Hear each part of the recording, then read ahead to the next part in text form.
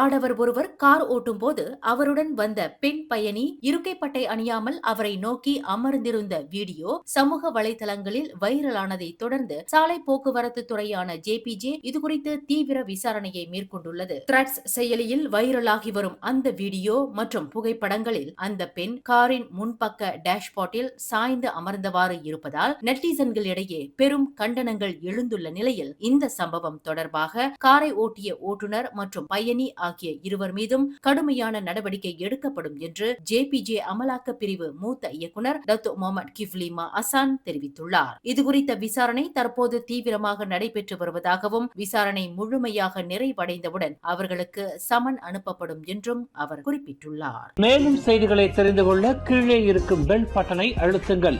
உங்கள் மகிழ்ச்சியை வெளிப்படுத்த லைக் மற்றும் ஷேர் செய்யுங்கள்.